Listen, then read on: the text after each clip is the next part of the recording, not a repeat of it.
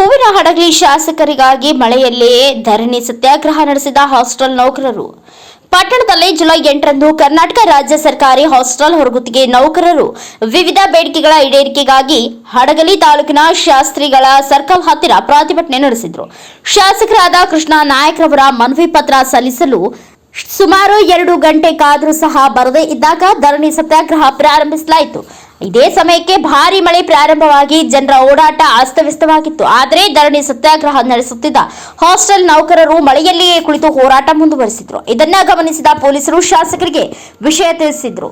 ಹೋರಾಟದ ಗಂಭೀರತೆಯನ್ನ ತಿಳಿದ ಶಾಸಕರು ಮಳೆಯಲ್ಲಿಯೇ ಹೋರಾಟದ ಸ್ಥಳಕ್ಕೆ ಬಂದು ಮನವಿ ಪತ್ರ ಸ್ವೀಕರಿಸಿ ಇದೇ ತಿಂಗಳು ಬೆಂಗಳೂರಿನಲ್ಲಿ ನಡೆಯಲಿರುವ ವಿಧಾನಸಭೆಯ ಅಧಿವೇಶನದಲ್ಲಿ ಹಾಸ್ಟೆಲ್ ನೌಕರರ ಬೇಡಿಕೆಗಳ ಬಗ್ಗೆ ಮಾತನಾಡುವುದಾಗಿ ಮುಖ್ಯಮಂತ್ರಿ ಸಿದ್ದರಾಮಯ್ಯ ಅವರೊಂದಿಗೆ ಸಹ ಮಾತನಾಡಿ ಬೇಡಿಕೆಗಳ ಈಡೇರಿಕೆಗೆ ಪ್ರಾಮಾಣಿಕ ಪ್ರಯತ್ನ ಮಾಡುವುದಾಗಿ ಭರವಸೆ ನೀಡಿದರು.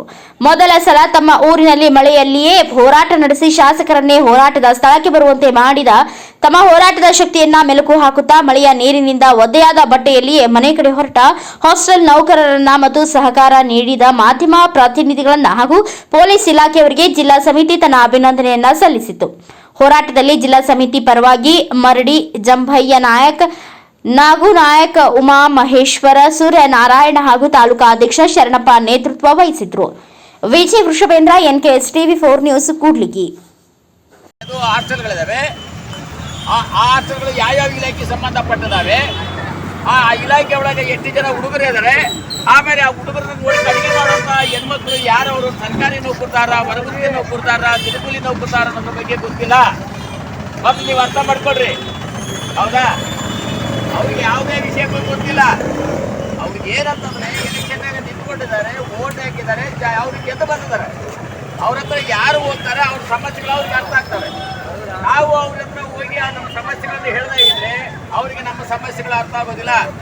ಈ ಕಾರಣಕ್ಕೋಸ್ಕರ ನಾವು ಇವತ್ತು ಬಂದಿರೋದು ಏನಂತಂದ್ರೆ, ನಮ್ಮ ಕರ್ನಾಟಕ ರಾಜ್ಯದಲ್ಲಿ ಇರುವಂಥ ಸರ್ಕಾರಿ ಹಾಸ್ಟೆಲ್ ಕೆಲಸ ಮಾಡುವಂಥ ವರ್ಗದ ಗುತ್ತಿಗೆ ನೌಕರದಾರರು ಈ ಎಲ್ಲ ಸಮಸ್ಯೆಗಳ ಅನುಭವಿಸ್ತಾ ಇದ್ದಾರೆ.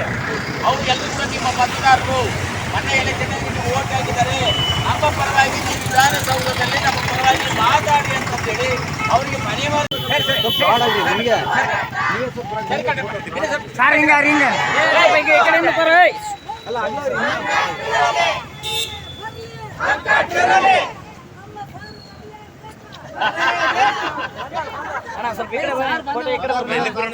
ಫೋಟೋ ಹಿಂದಕ್ಕೆ ಬರ